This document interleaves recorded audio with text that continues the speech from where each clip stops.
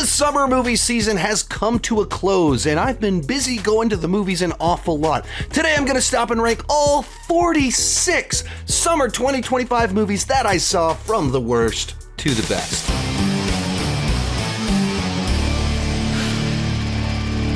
Hi, my name is Sean, and I love to talk about movies and TV way too much. With that in mind, go ahead and join me down below in the comments section.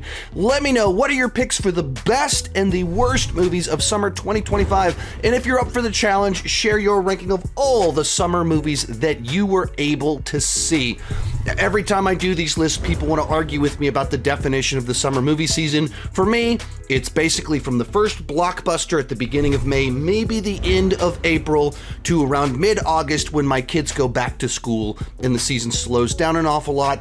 I picked this Friday as my end point. There's nothing magical about the movie Nobody coming out to signify the end of the summer movie season. I'm going to try and keep this video moving as quick as possible. In fact, I'm going to have a stopwatch to help me do that. If you want my more in-depth thoughts, you can check out my past reviews and monthly rankings where I've shared my thoughts on almost all of these movies already.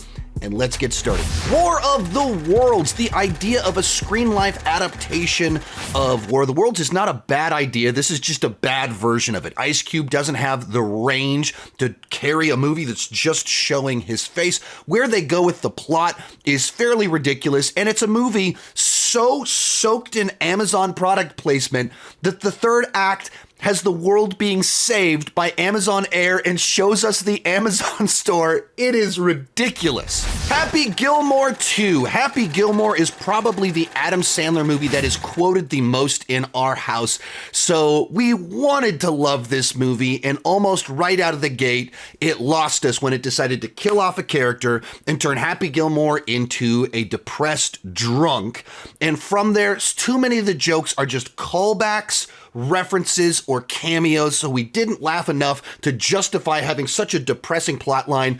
And the fan base for this movie has been unbelievably cruel to those of us that didn't like the movie. Another Simple Favor. All of the charm of the original film revolved around the escapist fantasy of this suburban woman becoming obsessed with her glamorous neighbor and then getting wrapped up in this gigantic murder mystery. All of that is lost, and we're taken entirely off to exotic locations, the mob's involved. Our lead character is a famous YouTuber now.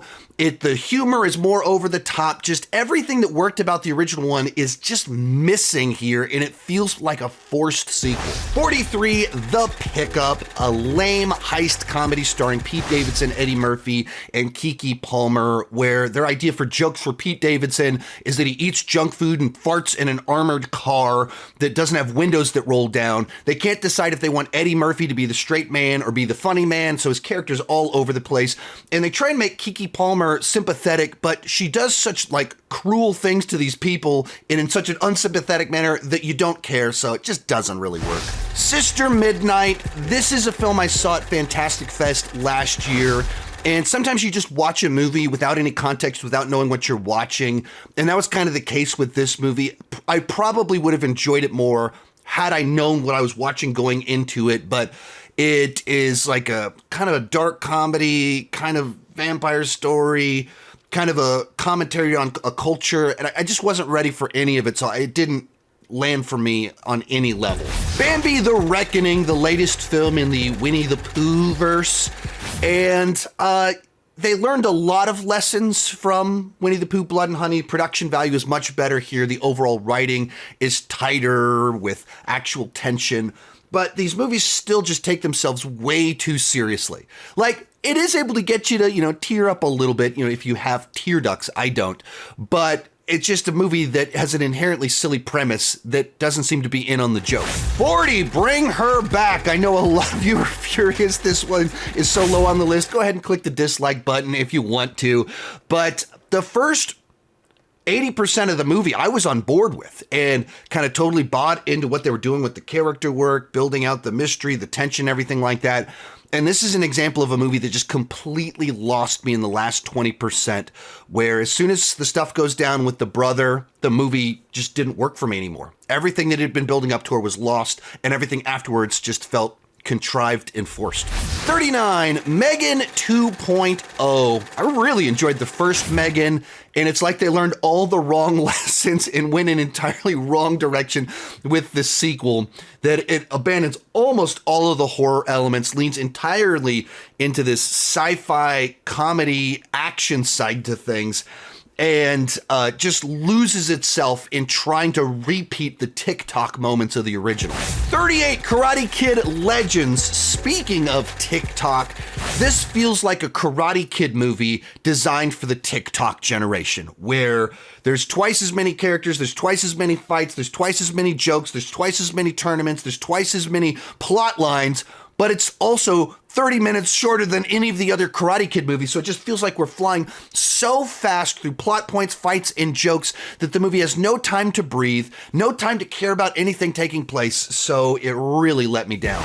37, Absolute Dominion. This is a direct-to-video tournament fighter that's kind of a dystopian future story that has a lot of commentary on organized religion and learning to understand one another, with philosophy infused into all of it. I got to interview the director of this film. She intended this to be a trilogy of films with a budget that was 10 times higher than what she was given.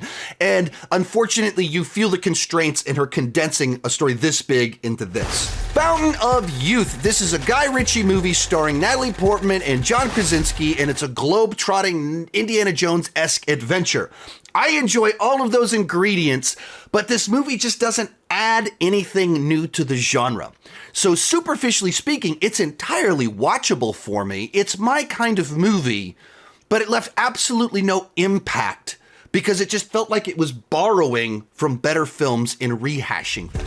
I Know What You Did Last Summer, a totally fine legacy sequel to I Know What You Did Last Summer, where I kind of dug the way it expanded the lore and how the events of the original film would affect this city. Some of the characters had some moments that were fine, but by the time you just get to the end of it, it doesn't feel like they earned the ending that they went with. And it's like, what? Where did this come from? And so I left the movie just kind of disappointed, though I enjoyed the ride well enough. 34, Nobody 2. This was a big downgrade from the original for me, where this sequel shifted to being much more of an action comedy rather than an action movie with an undercurrent of comedy. And I think that just watered down the entire experience for me. They also decided to basically copy the beats of the original film, beat for beat, while doing a vacation movie. So it just felt really forced and unnatural in the way everything played out. Freakier Friday. Overall, I felt that this movie was able to capture that nostalgia for decades past. It was really fun to see Lindsay Lohan, Jamie Lee Curtis on screen together. Doesn't reinvent the genre. I think they made some missteps in the direction that they went, where the plot of the teenage girls I thought was too mean-spirited for the movie that they were making. But overall, I mean, considering what it was, things could have been much worse. 32, Red Sonja. Now, if you can accept that this is a movie with a $17 million budget trying to make a $75 million film, there's a good bit of sword and sorcery fun to be had. Absolutely, it is a modern day B movie. The VFX all look pretty bad. The practical sets look pretty good, but there are so many budget limitations here. But if you like the genre and you can forgive that it's cheap, I had a good time with it. 31, War 2, the latest film in the YRF spy universe. And I went in expecting an over-the-top, silly action movie, and I got an over-the-top, silly action movie where you got our lead character fighting ninjas, fighting on the outside of a plane, and other wacky hijinks. On a plot level, we've seen it done before. It's all of the very by the numbers spy movie tropes. So I was going for over the top wackiness, and I got that. Bringing us into the top 30, Guns Up. This is a direct-to-video action film with an undercurrent of comedy starring Kevin James and Christina Ricci and Luis Guzman, who I was able to interview about the film. And as a direct-to-video action movie, it did its job. That it scratched the itch that I had for just a little bit of a guy trying to get out of his mob work kind of story, not reinventing the genre. If you're kind of not someone that's into direct-to-video action movies, it's probably not going to win you over. But for me, I thought it did a good enough job at one of these movies. 29, The Surfer. This is a Nicolas Cage surrealist drama about a guy that just wants to go surfing and the locals won't let him go surfing. Don't live here, don't surf here. Hey, Dad.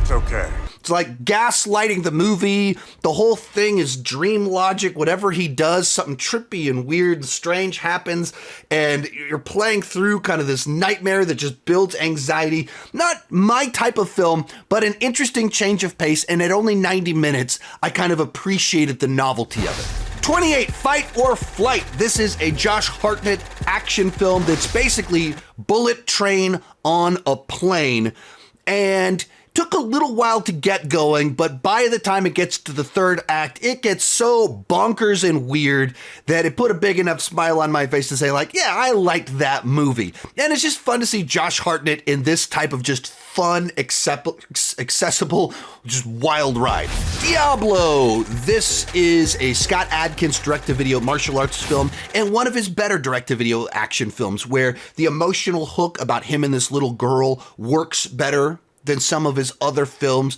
The narrative's kind of more straightforward, that there's villains that you hate, clear objectives, and of course he always delivers solid action. 26, Elio, the latest Pixar film. It's fine. Of course, it's big, slick. They know how to tug at your heartstrings, build out these immersive worlds. This time it just felt a lot more forced than normal. What used to come organically feels like them trying to contrive scenarios to tug at your heartstrings. There's too many ideas, too many plot lines, so just didn't fully come together like the great movies of the past, but that doesn't mean it's bad. 25, Ick. This is a Brandon Routh horror comedy about this ick that's coming out of the ground, taking over this city. It's got some heart to it with Brandon Routh's kind of journey, trying to connect with people and reclaim the glory days.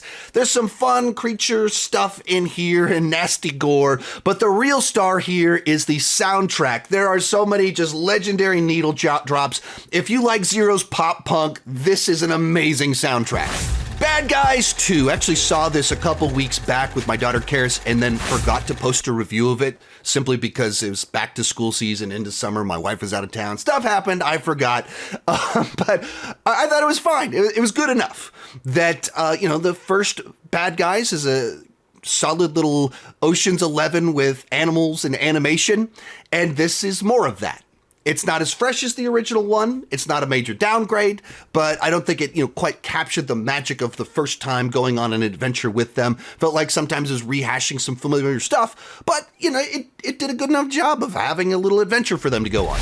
Next, 28 years later, and this one was such a frustrating one for me because its high points were very high, that it could be poignant in surprising ways. Of course, there's some gorgeous cinematography in it and kind of showing this world of zombies 28 years later. And then there's just some bizarre choices that stylistically, tonally, story-wise, it just felt way all over the place. Most epitomized by the final 3 minutes of the movie that is like a Power Rangers episode tacked onto the end of a zombie movie. 22, Wick is Pain, a documentary about the making of the John Wick franchise. And in and of itself, that's interesting because there were so many bizarre, crazy things that happened trying to get the first movie made. But more so, what it does is it just enlightens you on the behind the scenes of the process of movies like this and the complexities of financing, of producers, of raised expectations, and just understanding how movies turn out the way they do and how sometimes it's like just truly lucky that makes things happen. 21, How to Train Your Dragon. Here the director does a live action cover of his own film that it literally has the same director as the 2010 movie. It's basically the same script with mild tweaks here and there. But at the end of the day, is that a good script? Yes, it is. And does this type of story lend itself to live action? Yes, it does. Certain sequences just hit differently when in live action, so it kind of worked. Bringing us into the top 20, Strange Harvest. This is a film I saw at Fantastic Fest last year, and it's kind of in line with Searching and Missing, except with this movie, it is a faux documentary about these occult-based murders or serial killer in an area. And so you're just kind of investigating it and just like really effective, engaging stuff. 19, Heads of State, an action comedy starring John Cena and Idris Elba and Priyanka Chopra Jonas, and a little bit of Jack Quaid thrown in there too. And hey, it's a straightforward genre action comedy, but it plays the formula well. It knows what people want. It delivers all the movie star charm that you want. And so just a very, very watchable, enjoyable genre pick. 18, Broke. This is sort of like a modern day version of Jack London's To Build a Fire, with flashbacks of the tragedy that led to the guy being in this situation. Stars Wyatt Russell. And just maybe a little bit more hopeful, or kind of showing the toll that chasing your dreams can kind of have on you, and the price our choices can have on our life. So just like a solid low tier drama. 17, Clown in a Cornfield, an enjoyable new take on a clown slasher, where the first 30 minutes of it, you're kind of like, oh, it's playing a little bit straight. I feel like I've seen this movie before. And then some point around the first act to second act break, it goes off in a different direction, takes things to this whole other level, and put a big gigantic grin on my face from beginning to end. It's not like fully rebuilding the genre or anything like that, but found something new to do with familiar territory. Then we have Predator Killer of Killers. And this is a Predator anthology film that kind of tells 3 different individual stories and then does a 4th story that merges the 3 stories together.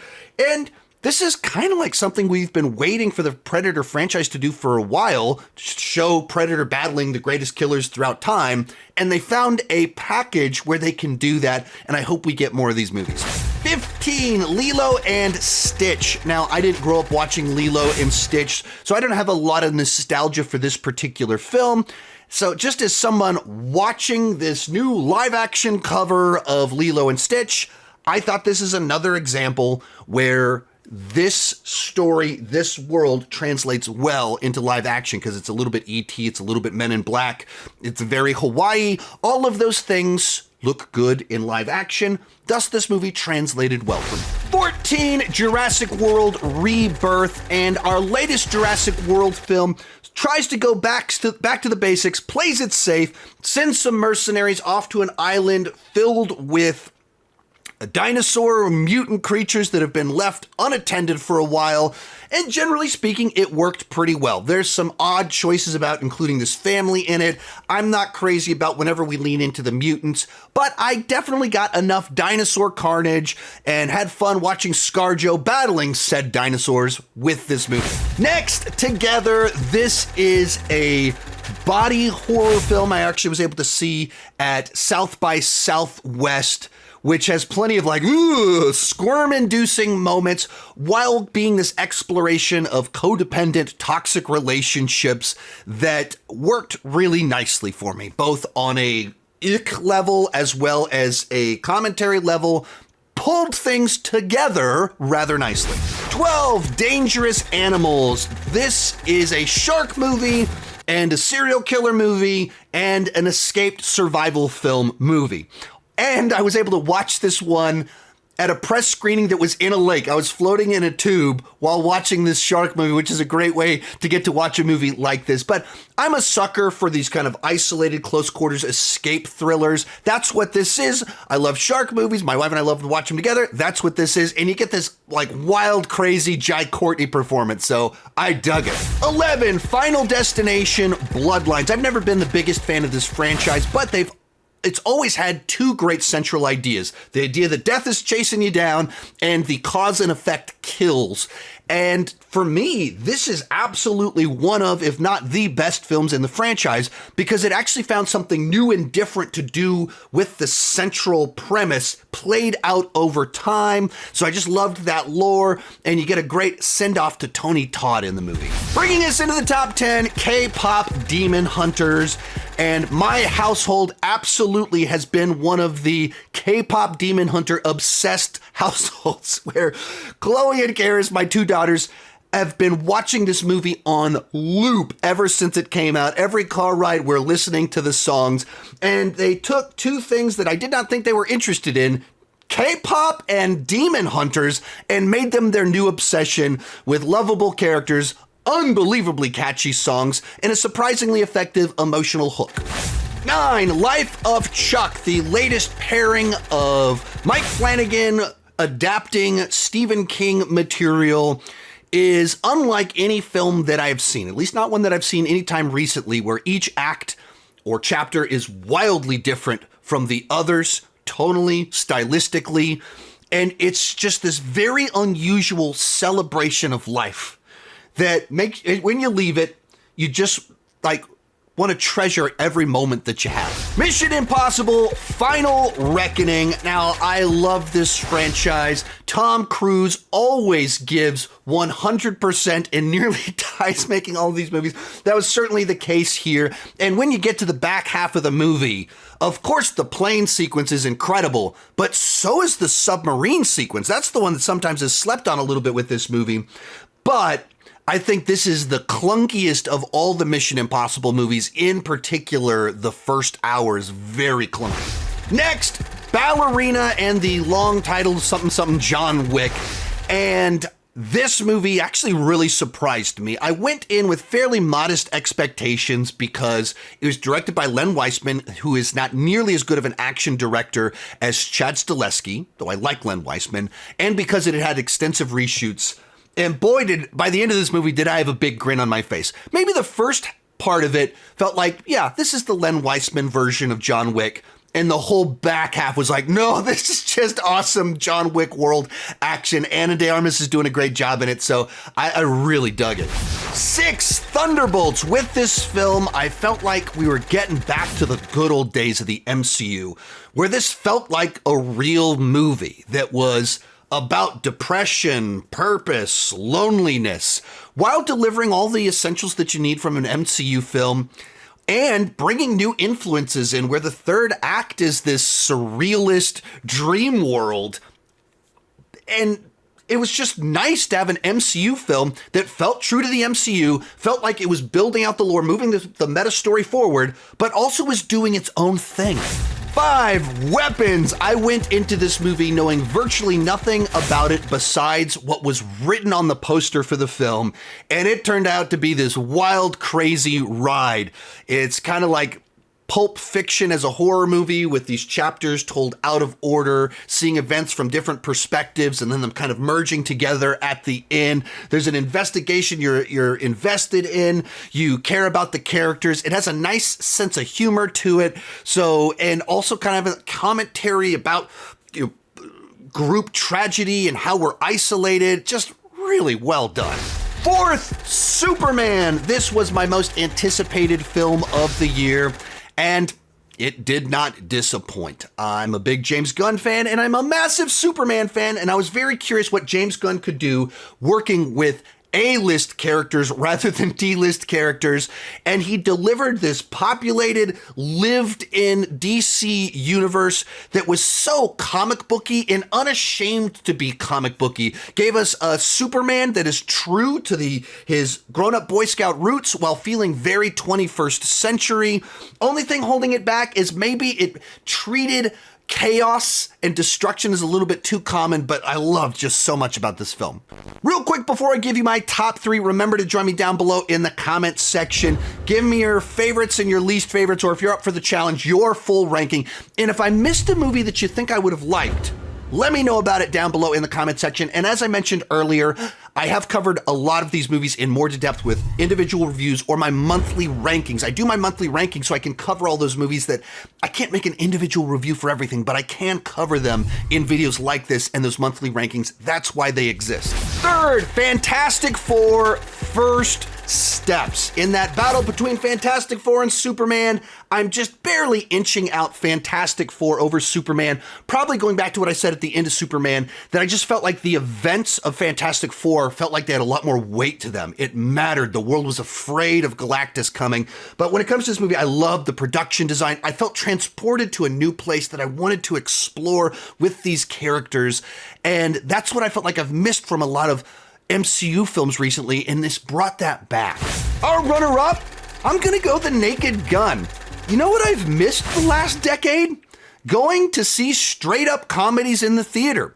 There's no shortage of superhero movies, of horror movies, of big spy franchises, but we don't get nearly as many straight comedies anymore. And this movie had me and my entire theaters, the 2 times that I saw it, laughing out loud from beginning to end. And that was so refreshing. It's so clever. It's such wonderful, smart, dumb comedy that it's true to the original franchise, but also doing it in their own way. But coming in at number 1, F1, a classic, tried and true, old-fashioned blockbuster, that it knows the formula and it knows how to bring something new to the formula. It's not shying away from classic tropes, but it's doing them right. You got the right person in the lead with Brad Pitt, who is just so fun, charming, cocky, all of it. He has a backstory that you're invested in. They're not afraid to give him a romance, which feels uncommon in blockbusters these days. And so just a movie that I enjoyed from beginning to end, and it played so good in IMAX. So it comes in at number 1. Remember to join me down below in the comments section. You can share your thoughts on it. Also remember, I've posted reviews, monthly rankings talking about these movies. I'm also posting on Letterboxd a lot more this year with my thoughts on some smaller movies as well as a lot of the movies included here. Thank you so much for watching, and keep talking movies and TV too much. Bye-bye.